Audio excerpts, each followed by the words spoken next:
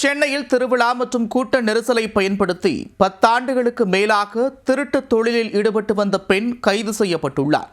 பெண்களின் ஹேண்ட்பேக்குகளை குறிவைத்து கைவரிசை காட்டியவர் சிக்கியது எப்படி?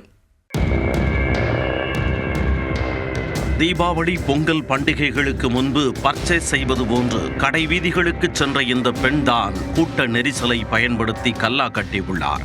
தன்னை யாரும் கவனிக்கவில்லை என்று பெண்களின் ஹேண்ட்பேக்கிற்குள் கை வைத்தவர் 3வது கண் எனப்படும் சிசிடிவியின் கண்ணில் சிக்கியுள்ளார். அந்த நாளுக்காக காத்திருந்த போலீசாரும் கேடி லேடியை தட்டி தூக்கி உள்ளனர். நடந்தது என்ன?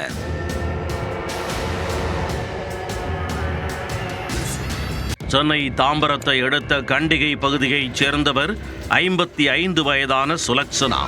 இவர் கடந்த 8ஆம் தேதி குரோம்பேட்டை பகுதியில் உள்ள இந்தியன் வங்கியில் 6000 ரூபாய் பணத்தை எடுத்துள்ளார்.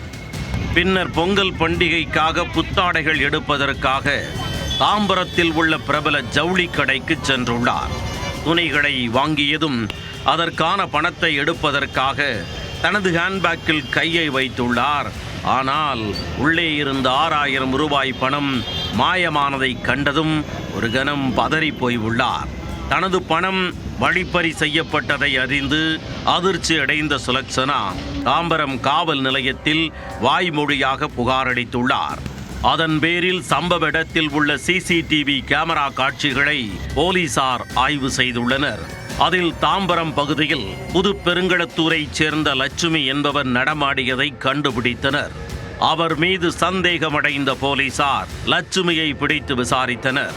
விசாரணையில் அவர் வழிப்பறியில் ஈடுபட்டதை ஒப்புக்கொண்டுள்ளார். தொடர்ந்து பணத்தை பறிகொடுத்த சுலோக்ஷனாவை வரவழைத்து போலீசார் எழுத்துப்பூர்வமாக புகாரை பெற்று வழக்கு பதிவு செய்தனர்.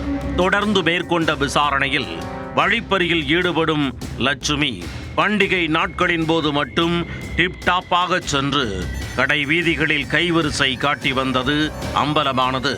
பெண்களையும் அவர்கள் கொண்டு வந்த ஹேண்ட்பேக்கையும் மட்டும் குறிவைத்து திருட்டில் ஈடுபட்டு வந்துள்ளார். மேலும் பேருந்து மற்றும் கூட்ட நெரிசலை பயன்படுத்தி பணத்தை நைசாக எடுப்பதில் கைதேர்ந்த கில்லாடியாக இருந்துள்ளார்.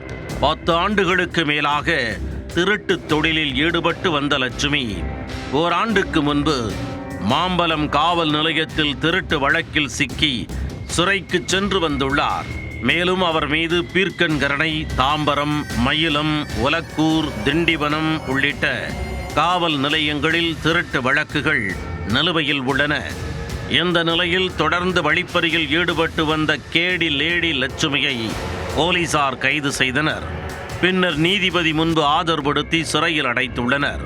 தாம்பரம் மற்றும் அதன் சுற்றுவட்டார பகுதிகளில் பெண்களை மட்டுமே குறிவைத்து 10 ஆண்டுகளுக்கு மேலாக தொடர்ந்து திருட்டு வேலையில் ஈடுபட்டு வந்த பெண் கைது செய்யப்பட்ட சம்பவம் பரபரப்பை ஏற்படுத்தியது. இதுபோன்ற கொள்ளை சம்பவங்களை தடுக்க பொதுமக்கள் தங்களது உடைமைகளை கவனமாக பார்த்து கொள்ள வேண்டும் என்று போலீசார் அறிவுறுத்தியுள்ளனர்.